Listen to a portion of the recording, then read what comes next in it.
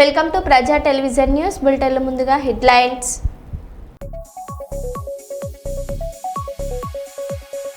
మహబూబాబాద్ జిల్లా కేంద్రంలోని ఆశా వర్కర్లు సమ్మెబాట, ఆశా వర్కర్లు భిక్షాటన కార్యక్రమం.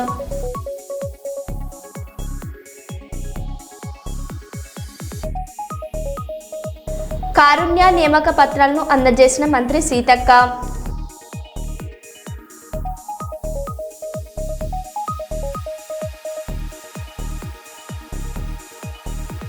విశాఖలో మాధవాధార కనక మహాలక్ష్మి ఆలయంలో చోరీ.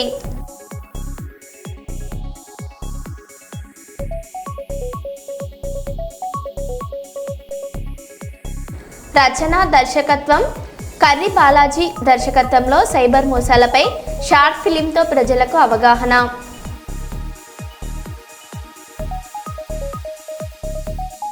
సంకల్బాగ్లోని శ్రీ భద్రాద్రి సీతారాముల ఆలయంలో పుష్పయాగ మహోత్సవం.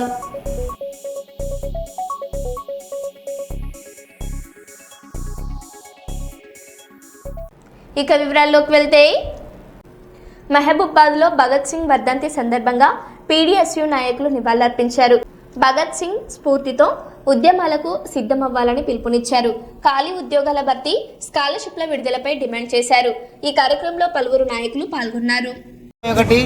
మార్చి 23వ తారీఖున తెల్లవారుజామున ఈ దేశ స్వాతంత్ర సమర ఉద్యమంలో బ్రిటిష్ పాలకులకు వ్యతిరేకంగా హిందుస్థాన్ పార్టీని నిర్మించి ఈ దేశంలో స్వేచ్ఛ వాయువులు పీల్చాలంటే త్యాగం మాత్రమే ప్రధానమైనటువంటి ఎజెండాగా ముందుకు తీసుకొచ్చి అందరికీ సమాన హక్కులు కలిగి పీడిత తాడిత ప్రజలందరికీ ఒక స్వేచ్ఛ స్వాతంత్రం వచ్చినాడే నిజమైన స్వాతంత్రం అని చెప్పేసి నమ్మబలికి ఆ దిశగా కామెడి భగత్ సింగ్, రాజ్గురు, సుఖదేవులు వీరు ముగ్గురు చిరస్థాయిగా నిలిచేటువంటి ఉరికమ్మాన్ని ఎగతాళి చేస్తూ ఆనాడు బ్రిటిషు పాలకుల చేతులు అత్యగమించబడ్డారు.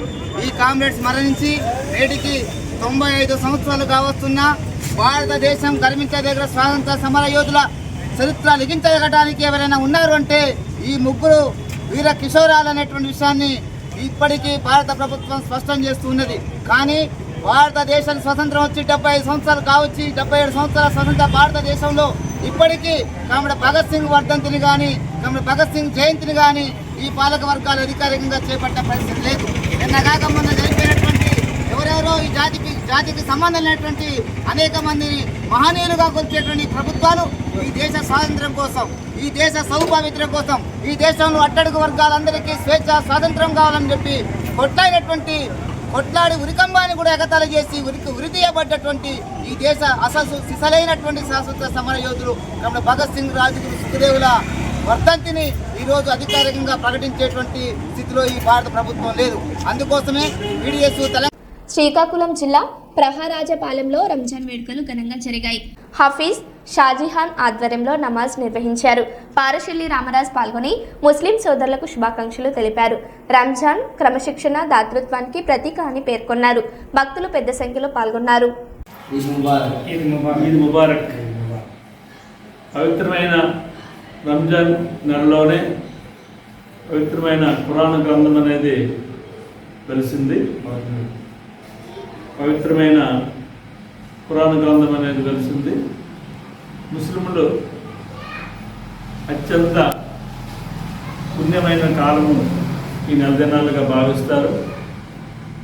తమ సంపాదనలోన అధిక భాగం దాన ధర్మాలు చేస్తారు. తర్వాత ఈ పండుగ ఉద్దేశం ఏంటంటే సర్వమానవాళి కూడా ఆనందంగా ఆరోగ్యంగా ఉండాలని కోరుకొని ప్రజలందరూ బాయిగా ఉండాలనేది ఉద్దేశం. మరి ఈ సందర్భంగా నేను ముస్లిం సోదరులందరికీ కూడా ఈద్ ముబారక్ శుభాకాంక్షలు తెలియజేస్తున్నాను. గోదావరిఖని ప్రెస్ క్లబ్లో సోమవారం ఏర్పాటు చేసిన మీడియా సమావేశంలో మాజీ ఎమ్మెల్యే కాజిపేట లింగయ్య, సామాజిక సమతా వేదిక నాయకులు గుమ్మడి కుమారస్వామి మాట్లాడుతూ సమాజంలో నేటికి ఇంకా కుల విపక్షత పోవడం లేదని, హరిజనులను ఇంకా అంటరాని వారిగానే చూస్తున్నారని అన్నారు. బాబాసాహెబ్ అంబేద్కర్ ఒక కులానికి చెందిన వారనే భావన ప్రజల్లో ఉందని, ఇలాంటి భావనను పోగొట్టుకోవడానికి ఏప్రిల్ 14న అంబేద్కర్ 135వ జయంతిని పురస్కరించుకొని ఎస్సీ బీసీ మైనార్టీ వర్గాలను కలుపుకొని ఏప్రిల్ 1 నుండి 14 వరకు వివిధ కార్యక్రమాల రూపకల్పన చేపట్టడం జరిగిందని వెల్లడించారు. ఏప్రిల్ 13న పట్టణంలో భారీ ఊరేగింపు, 14న వారి బహిరంగ సభ ఏర్పాటు చేయడం జరిగిందని సామాజిక సమతా వేదిక నాయకులు తెలిపారు.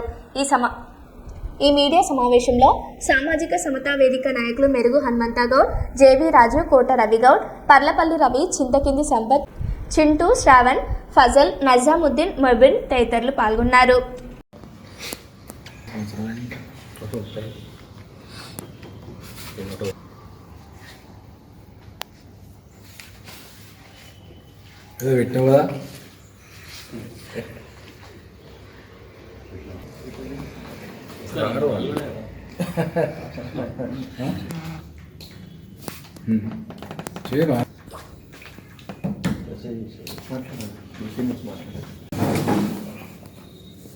రామగుండం పారిశ్రామిక ప్రాంతంలో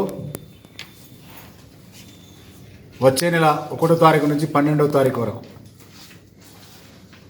బాబాసాహెబ్ అంబేద్కర్ యొక్క 135వ జయంతి కార్యక్రమాలను ఉద్దేశించి అనేక రకాల కార్యక్రమాలను యోజన చేయడం జరిగింది. బాబాసాహెబ్ అంబేద్కర్ 135 సంవత్సరాలు పూర్తి చేసుకున్న సందర్భంలో రామగుండం పారిశ్రామిక ప్రాంతంలో ఇంకా వివక్షలు కొనసాగుతూనే ఉన్నాయి. ఎక్కడ వేసిన గొంగళి అక్కడే ఉన్నది. కులాల మధ్య తరతమ భేదాలను వల్లి వేసుకుంటూ హరిజనులను, అంబేద్కరిస్టులను అస్పృశ్యులుగా చూడడం ఇది అత్యంత బాధాకరంగా భావిస్తున్నాం. బాబాసాహెబ్ అంబేద్కర్ ప్రతి ఇంట ఒక వ్యక్తి ఆదర్శవంతునిగా చదివి ఈ సమాజానికి సేవ చేయాలనే సత్సంకల్పంతో అనేక కార్యక్రమాలు భారత రాజ్యాంగంలో స్ఫురణకు తేవడం జరిగింది. అయినప్పటికీ ఇంకా ఎక్కడ వేసిన గొంగలి అక్కడే కొనసాగుతుంది. ఎన్ని చట్టాలు చేసినా, ఎన్ని చేసినా మానవుల మధ్య ఈ పొరపొచ్చలైనటువంటి కులాల మధ్య శిచ్చులు అనేటువంటి ఇంకా కొనసాగుతున్నాయి.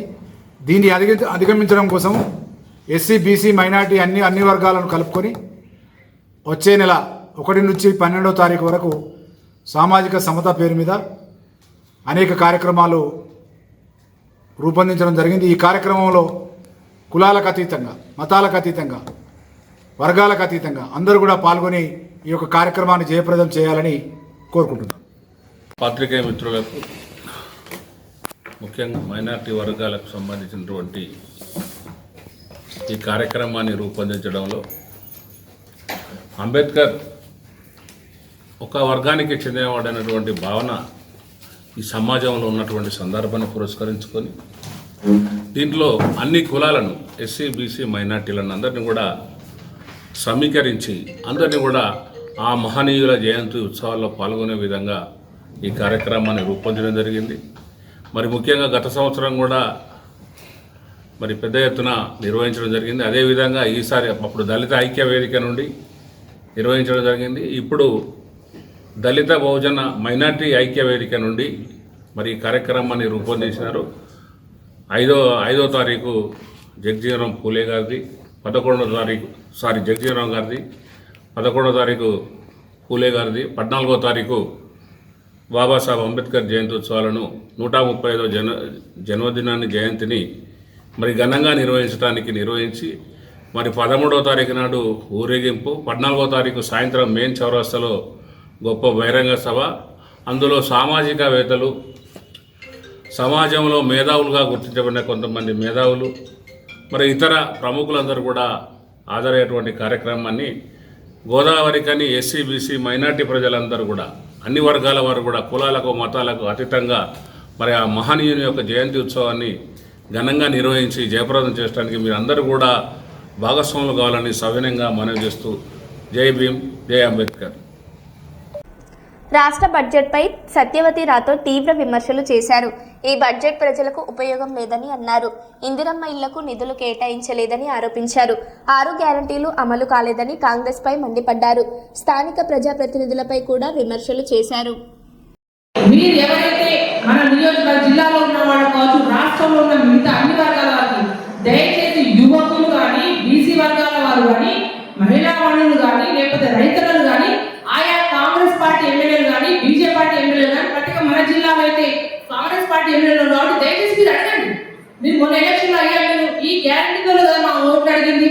రేపు ఈ ప్రైవేట్ బీఆర్ఎస్ పార్టీ ఏదైతే కేటీఆర్ గారు నువ్వు మరి మా బీఆర్ఎస్ పార్టీ నాయకులు ఎమ్మెల్యేలు అందరూ ప్రవేశపెడుతున్న బిల్లు కోసం మీరు మద్దతు పలకండి అని చెప్పేసి మీరందరూ ఖచ్చితంగా అందరూ కూడా ఇక్కడ ఉన్న స్థానిక ఎమ్మెల్యేలందరూ కలిసి మీరు వెళ్ళి మద్దతు పలకాలని కోరాలి.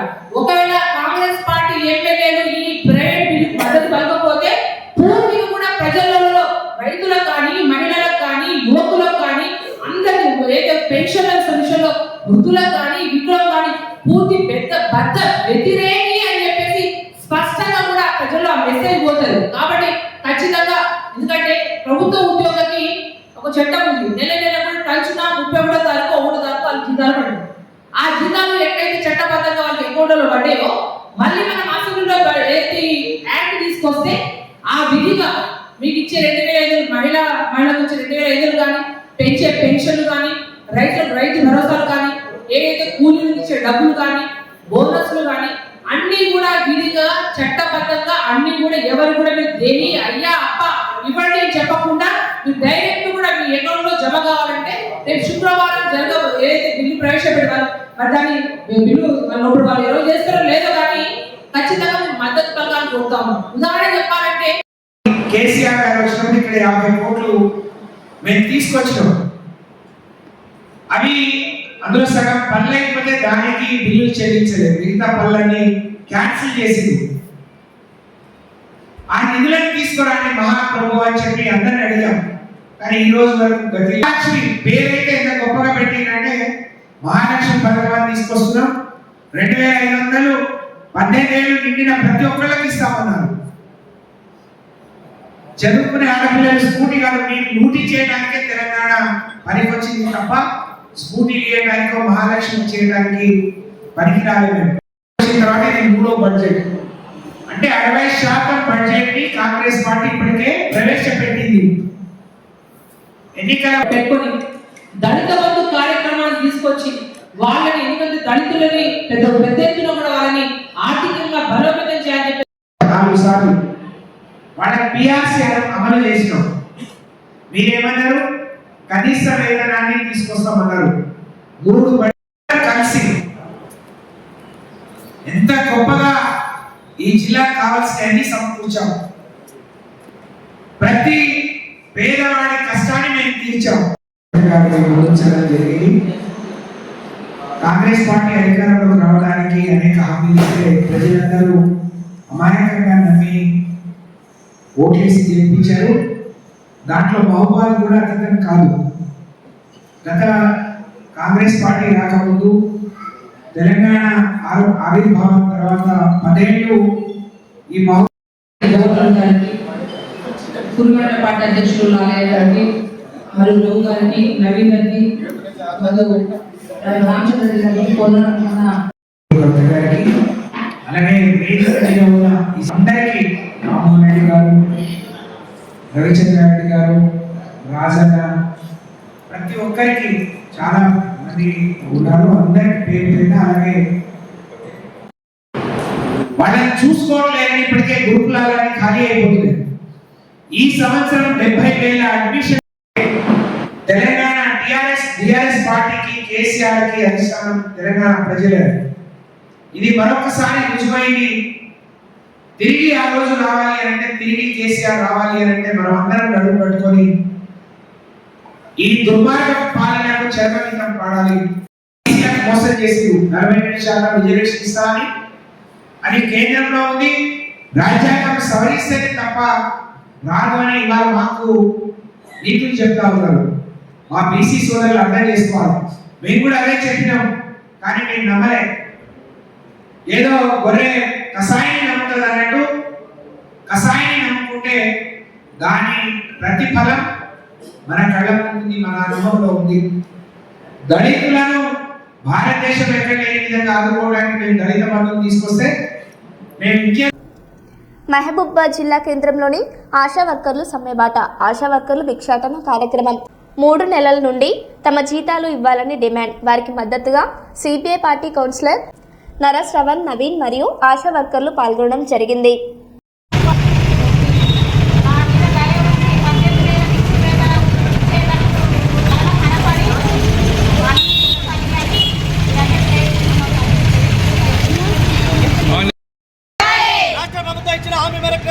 రూపాయలు ఆశా వర్కర్ల ఐక్యత, ఆశా వర్కర్ల ఐక్యత, ఆశా వర్కర్ల పైన పరిపాలన, ఆశా వర్కర్ల పైన పరిపాలన, టార్గెట్లను ఎల్సిడిసి సర్వేల బకాయిలను, ఎల్సిడిసి బకాయిలను, సర్వే డబ్బులను పోరాటం ఆశా వర్కర్ల సమస్యలు పరిష్కరించేందుకు, పోరాటం ఆశా వర్కర్ల సమస్యలు పరిష్కరించేందుకు, పోరాటం ఆశా వర్కర్ల సమస్యలు పరిష్కరించేందుకు రాష్ట్ర ప్రభుత్వం ఇచ్చిన హామీ మేరకు 18,000 రూపాయలు, రాష్ట్ర ప్రభుత్వం హామీ మేరకు 18,000 రూపాయలు, సమాన పనికి సమాన వేతనాన్ని, సమాన పనికి సమాన వేతనాన్ని, ఆశా వర్కర్ల పైన వేధింపులను ఆపాలి, ఆశా వర్కర్ల పైన వేధింపులను, ఆశా వర్కర్ల పైన వేధింపులను పోరాటం ఆశా వర్కర్ల సమస్యలు పరిష్కరించే వరకు, సమస్యలు పరిష్కరించే వరకు రాష్ట్ర ప్రభుత్వం హామీ ప్రకారం నెలకు 18,000 రూపాయలు.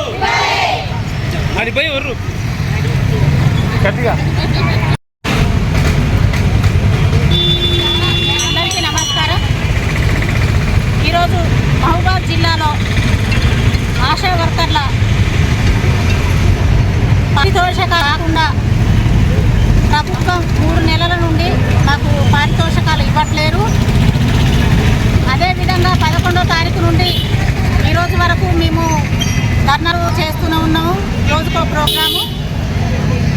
ఈరోజు మహబూబాబాదు ఇంద్రపల్లి ముత్యాలమ్మ గుడి దగ్గర మేము అమ్మవారికి వేడుకుంటున్నాము. ఏమనంటే మాకు 3 నెలల కానించి జీతాలు రావట్లేదమ్మా, మీరైనా సీఎం గారికి కలలో పోయి కనుకరించి కలలో పోయి తనకు చెప్పి మాకు 18,000 ఫిక్స్డ్ వేతనం ఇవ్వాలనేది మీరన్నా చెప్పండి అమ్మా అనేసి అమ్మవారికి మొక్కుకోవడం జరిగింది.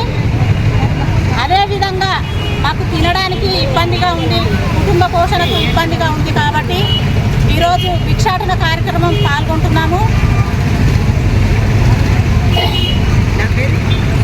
మాకు ఫిక్స్డ్ వేతనం 18,000 ఇచ్చేంత వరకు, ఎయిమ్స్ టార్గెట్లు ఎత్తివేసేంత వరకు, అదేవిధంగా ఆశాలు చనిపోతే మట్టి ఖర్చులకు 50,000, ఈ లెప్రసీ డబ్బులు, ఎల్సిడిసి సర్వే డబ్బులు అన్నీ వచ్చే విధంగా చూడాలని మేము అమ్మవారికి మొక్కుకొని మా భిక్షాటన కార్యక్రమాన్ని మొదలు చేస్తున్నాం. మాకు మేనిఫెస్టోలో పెట్టినట్టుగా 18,000 రూపాయల జీతం చేయాలని కోరుకుంటున్నాము సీఎం గారిని. అలాగే మాకు ప్రతి నెల 1వ తారీఖే జీతాలు ఇవ్వాలని పనికి తగ్గ పారితోషికం అంటున్నారు, కానీ పనికి తగ్గ పారితోషికం కూడా ఇవ్వట్లేదు. టార్గెట్స్ ఇచ్చారు, టార్గెట్స్ ప్రకారంగా మాతో పనిచేయిస్తున్నారు. ఇంకా మెడికల్ క్యాంపులు కానీ సర్వేలు కానీ చేయిస్తున్నారు, కానీ వాటికి కూడా ఎటువంటి అమౌంట్ మాకు ఇవ్వట్లేదు. పనికి తగ్గట్టుగా కూడా మాకు అమౌంట్ వేయట్లేదు. మేము చాలా ఇబ్బంది పడుతున్నాము. పనిభారం చాలా ఎక్కువగా ఉంటుంది. సర్వేలు అంటూ, మెడికల్ క్యాంపులు అంటూ అన్ని వర్క్స్ చేపిస్తున్నారు ఆరోగ్యానికి సంబంధించినవి, కానీ దేనికి కూడా మాకు అమౌంట్ ఇవ్వట్లేదు. ఒత్తిళ్ళు ఎక్కువవుతున్నాయి, బెదిరింపులు ఎక్కువైతే ఉన్నాయి. ఈ బెదిరింపులు తగ్గించాలి. అలాగే 3 నెలల నుంచి వేతనాలు సరిగా రాక కుటుంబము పోషించుకోవడానికి భారంగా ఉంటుంది. మా ఆశా వర్కర్లలో చాలా వరకు ఒంటరి మహిళలు ఉన్నారు. ఈ ఆశా వర్కర్ జాబ్ చేస్తే పక్కన ఏ పనికి వెళ్ళొద్దంటారు. ఈ జాబ్ మీద ఆధారపడి పని చేయాలంటారు. మరి వేతనం రాకుండా బయటి పనులకు వెళ్లకుండా ఎలా బ్రతకాలని మేము అడుగుతున్నాము. కాబట్టి ప్రభుత్వం ఒకసారి మాపై దృష్టి ఉంచి మాకిచ్చిన హామీనే నెరవేర్చాలని మేము కోరుకుంటున్నాం. అంతేకాదు ఆశా వర్కర్స్ చనిపోతే కూడా మట్టి ఖర్చు 50,000 ఇవ్వాలని, అలాగే ఇన్సూరెన్స్ సౌకర్యం కూడా కల్పించాలని కోరుకుంటున్నాము. అలాగే ఒక 60 years అయిపోయిన తర్వాత వర్గాలందరూ కూడా మా యొక్క హక్కులను కాపాడాలి, మా హక్కులని మీరు ఇవ్వాలని నిర్ణయం చేయొద్దని గత ప్రభుత్వ హయాంలో టెంట్లు వేసుకొని కూర్చున్న సందర్భంగా ఇప్పుడున్నటువంటి రాష్ట్ర ప్రభుత్వానికి సంబంధించినటువంటి గత ఎమ్మెల్యేలు కానీ మంత్రులు కానీ పెంట కాడికి వచ్చి ఆశా వర్కర్లకు హామీలు ఇవ్వడమే కాకుండా ఇవాళ ముఖ్యమంత్రి రేవంత్ రెడ్డి గారు కూడా ఆశా వర్కర్లకు నెలకు కనీసం 18,000 రూపాయలు ఇస్తారని, ఫిక్స్డ్ వేతనం 18,000 రూపాయలు ఇస్తారని చెప్పడమే జరిగింది తప్ప నేటికి కూడా ఆ హామీని అమలు చేయకపోవడం బాధాకరం. ఎందుకంటే ఇవాళ ప్రభుత్వం వచ్చినాక కూడా ఇవాళ కష్టపడే కార్మికుల యొక్క సమస్యలు పరిష్కరించకపోవడంలో ఎటువంటి వైఫల్యం చెందుతారు మీరు ఆలోచించాలి. ఎందుకంటే ఇవాళ పొద్దున్న లేస్తే ఆశా వర్కర్లు ముఖ్యంగా మీరు ఆలోచించాల్సిన విషయం ఏంటంటే కరోనా కష్టకాలంలో ఎవరు కూడా రోడ్డు మీదకి రాని సందర్భంలో మేము మా కుటుంబాన్ని కూడా పక్కన పెట్టి మీకు సేవ చేయడానికి మేమున్నామని ప్రభుత్వానికి ప్రజలకు వారధిగా ఉన్నటువంటి ఆశా వర్కర్లు ఎంతోమంది ప్రాణాలు కాపాడడంలో ముందున్నది ఆశా వర్కర్లు ఒకసారి మీరు గ్రహించుకోవాలి. ఎందుకంటే నాడు కనుక ఆశా వర్కర్లు బయటికి రాకపోతే ఎటువంటి చెడ్డ పేరు వచ్చాయి గవర్నమెంట్ మీరు ఒకసారి ఆలోచించుకోవాలి. అదేవిధంగా ఆశా వర్కర్లకు గత 3 నెలల నుంచి జీతం ఇవ్వకపోవడం కూడా సిగ్గుచేటికి ప్రభుత్వానికి. ఎందుకంటే ఒక నెల జీతాలు వస్తేనే వీళ్ళు కూలీ నాలుగు చేసుకున్నా కానీ వీళ్ళని పరిస్థితి ఉంటుంది. అటువంటిది నెల వస్తేనే కూడా కూటలు గడవదు, నెలకు ఇంట్లో కూడా గడవని పరిస్థితి ఉంటుంది. ఎందుకంటే అటువంటి పరిస్థితి కూడా మీరు పక్క పెట్టి వాళ్ళ 3 నెలల వరకు కూడా వేతనాలు ఇవ్వకపోవడం చాలా బాధాకర విషయం. అదేవిధంగా LCDC పేరు మీద అదేవిధంగా గతంలో చేసినటువంటి లిటరసీ సర్వేలకు సంబంధించినటువంటి డబ్బులను కూడా ఇక్కడ గత కలెక్టర్ అధికారుల దగ్గర ఆగినాయని చాలా మంది అధికారులు చెప్పడం వల్ల వీళ్ళ చెప్పులు అరిగే విధంగా కలెక్టర్ ఆఫీసులో చుట్టూ తిరిగి తప్ప ఇప్పటికి కూడా అటువంటి సంబంధించినటువంటి సర్వేకి సంబంధించిన డబ్బులు ఇవ్వకపోవడం బాధాకర విషయం. అదేవిధంగా ఆశా వర్కర్లు చేస్తున్నటువంటి ఏఎన్సీ టార్గెట్లను కూడా ఎత్తివేయాలి, ఆశా వర్కర్ల పైన పెట్టినటువంటి పని భారాన్ని కూడా తగ్గించాలి. ఇవాళ మీ ప్రభుత్వం ఇవాళ అధికారులకు రావడానికి కూడా ఆశా వర్కర్లు ఎటువంటి దోహదపడ్డారు మీరు ఒకసారి గ్రహించుకోవాలి. ఇవాళ ఆశా వర్కర్లు మహిబాద్ జిల్లా కేంద్రంలో భిక్షాటన కార్యక్రమాలు చేసి ఉన్నటువంటి ముత్యాలమ్మ అమ్మవారిని కూడా కొలువు తీర్చుకున్న మొక్కలు జరిగింది. ఇంకా అమ్మవారి రూపంలో ఉన్న రాష్ట్ర ప్రభుత్వానికి చెప్పే విధంగా చేరుకుంటారన్న ఉద్దేశంతో వాళ్ళు ఇవాళ మొక్కని చెట్టు లేదు, మొక్కని దేవుడు లేదు. కాబట్టి మీరు రాష్ట్ర ప్రభుత్వం ఆలోచించి మీరు ఇచ్చిన హామీ ప్రకారం కష్టమే 18,000 రూపాయలు ఇవ్వాలని మేము కోరుకుంటున్నాం. అదేవిధంగా ఆశా వర్కర్లకు కూడా ప్రమాద బీమా సౌకర్యం కూడా 20 లక్షలు ఇవ్వాలి. అదేవిధంగా ఆశా వర్కర్లు ఎవరైనా మరణిస్తే కూడా వారికి ఖర్చుల కింద 50,000 రూపాయలు ఇవ్వాలని రాష్ట్ర ప్రభుత్వాన్ని కోరుతున్నాం. లేని పక్షంలో కూడా పెద్ద ఎత్తున ఆశా వర్కర్ల వైపు మేము ఉద్యమం చేస్తామని తెలియజేసుకుంటాం. అర్హులైన లబ్ధిదారులకు పెన్షన్లు ఇవ్వాలని బీఆర్ఎస్ ఆధ్వర్యంలో గ్రేటర్ వరంగల్ మున్సిపల్ కార్పొరేషన్ ముందు ఆందోళన చేపట్టారు. వరంగల్ నగరపాలక సంస్థ కార్యాలయం ముందు వృద్ధులు, వితంతువులు, వికలాంగులు పెన్షన్లు ఇవ్వాలని బీఆర్ఎస్ ఆధ్వర్యంలో ఆందోళన చేపట్టారు. గత 2 సంవత్సరాల నుండి ఒక్క పెన్షన్ కూడా కాంగ్రెస్ ప్రభుత్వం మంజూరు చేయలేదని, ఎన్నికల్లో ఇచ్చిన హామీ 4,000 రూపాయల పెన్షన్ పెంపు పూర్తిగా విస్మరించారని, అర్హులైన లబ్ధిదారులు దరఖాస్తు చేసుకుంటే అప్రూవ్డ్ మెసేజ్ తప్ప బ్యాంకులో నగదు జమ కావడం లేదని, పెన్షన్లు రాక వృద్ధులు, వికలాంగులు, వితంతువులు, చేనేత కార్మికులు ఎన్నో ఇబ్బందులు ఎదుర్కొంటున్నారని, ఇప్పటికైనా ప్రభుత్వం అర్హులైన లబ్ధిదారులను గుర్తించి వెంటనే పెన్షన్ మంజూరు చేయాలని బీఆర్ఎస్ నాయకులు రవి డిమాండ్ చేశారు.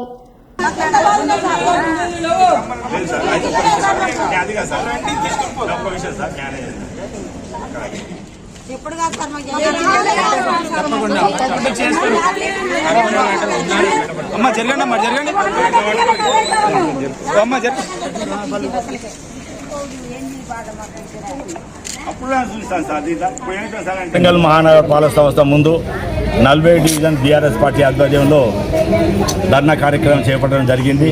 ఈ ధర్నా కార్యక్రమం యొక్క ముఖ్య ఉద్దేశం డివిజన్లోని భర్త చనిపోయిన వితంతులకు, వృద్ధాప్యంలో పడ్డ వృద్ధులకు, బీడీ కార్మికులకు, వికలాంగులకు, ఒంటరి మహిళ వారికి, చేనేత గీత వృత్తుల్లో వారు దరఖాస్తు పెట్టుకున్నప్పటికీ కూడా 2.5 సంవత్సరాలు గడుస్తున్నప్పటికీ కూడా ఏ ఒక్కరికి కూడా పింఛను మంజూరు కాలేదు. చాలా ఇబ్బంది పడుతున్నారు ప్రజలు. అసలు ఈ ఆసరా పెన్షన్ అంటేనే ఆసరా అంటే ఆదుకోవడం, ఎంబడి ఏంటో వాళ్ళ సంపాదనతో పాటు ఈ ఆసరా కొంచెం కలుస్తారనే ఆలోచనతో ఉన్నా కూడా వాళ్ళ ఆశలు కూడా అడియాసలు అవుతాయని కూడా ఈ సందర్భంగా తెలియజేస్తున్నా. గత ప్రభుత్వం ముఖ్యమంత్రి ఉన్న కేసీఆర్ గారు అడగకున్న బీదల సంక్షేమం కోసం అనేక సంక్షేమ పథకాలు పెట్టి ప్రవేశపెట్టి అమలు జరిపిన సంగతి ఏంటి? ఈ కొత్తగా స్కీమ్ కాదు, కొత్త పెట్టిన పథకం కాదు. గత 30-40 సంవత్సరాల కింద ఏర్పడ్డ ఈ పథకాన్ని ఇవాళ నీరు కార్చడానికి రేవంత్ రెడ్డి సర్కారు కుట్రలు పడుతున్నాయి. ఇప్పటికైనా కళ్ళు తెరిచి ఈ బీదలను ఆదుకోవాల్సిన అవసరం ఉన్నది. ఇవాళ ప్రతి ఒక్కరికి ఇవాళ ఆన్లైన్ పోతే అప్రూవ్ అని వస్తుంది, అప్పుడే అని కానీ బ్యాంకులు అయితే పైసలు పడ్డ పాపన పోతలేదు. ఎక్కడ చూసినా కూడా అప్రూవల్ వస్తుంది. ఈ అప్రూవల్ వచ్చినాక ఏం చేస్తాను, ఈ దరఖాస్తు పెట్టగానే బిల్ కలెక్టర్లు వాళ్ళు ఆరే గిట్లా కలిసి ఇంక్వైరీకి వస్తే మీరు ఇంటి పన్ను కడతారా లేదా, ఇంటి పన్ను కట్టేది ఉంటేనే శాంక్షన్ చేస్తా లేదని కూడా ఇంటి పన్ను కూడా ఈ విధంగా వసూలు చేయడం జరుగుతుంది. మరి ఇటువంటి పరిస్థితులలో మరి ఇవాళ ప్రజలను మభ్యపెట్టి చేయవలసిన పని లేదు. ఇప్పటికైనా రేవంత్ రెడ్డి సర్కారు ఇవాళ బీదలకు ఇవ్వాల్సిన సంక్షేమ పథకం మీరు వెంటనే అమలు పరచాలి, లేకుంటే పెద్ద ఎత్తున ఆందోళన కార్యక్రమం చేపడతాను కూడా ఈ సందర్భంగానే. మరో బులెటిన్లో మళ్ళీ కలుద్దాం. Stay tune.